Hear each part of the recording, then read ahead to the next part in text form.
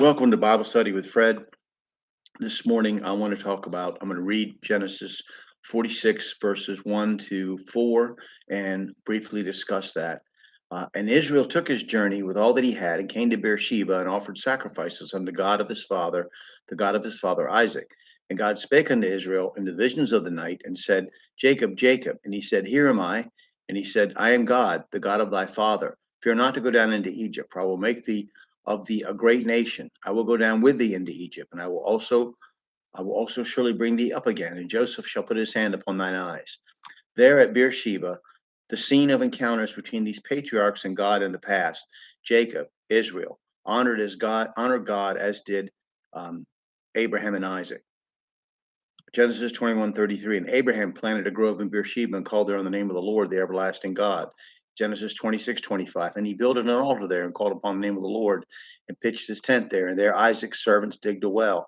So you see here now Jacob, Israel, he's also known as Israel, did the same as his father and grandfather. These were animal sacrifices. We have different sacrifices in this dispensation. If you want to honor God as a Christian, this is the prescription from Paul. Romans 12:1 and 2. I beseech you, therefore, brethren, by the mercies of God, that ye present your bodies a living sacrifice, wholly acceptable unto God, which is your reasonable service.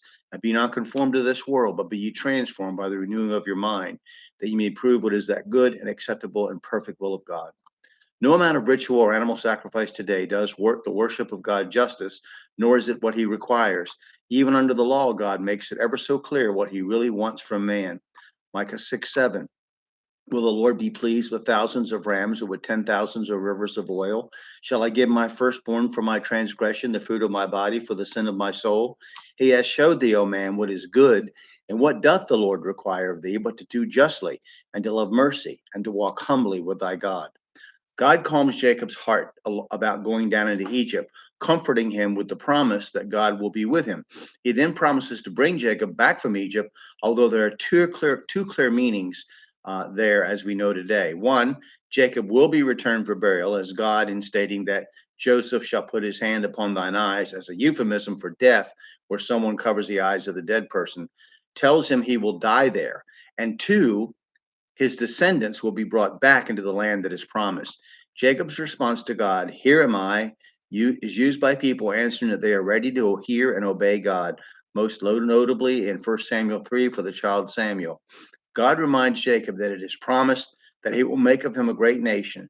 The word nation in the Bible is a reference to a people, not a modern nation state, the likes of which did not really exist like we know it today beyond 500 years ago. So we'll start with verse 5 next time. And I pray, Lord, pray that you would study your Bible, read your Bible, cross reference it, let it define itself as whenever possible, and then pray about the interpretation that you get from God. Thank you very much.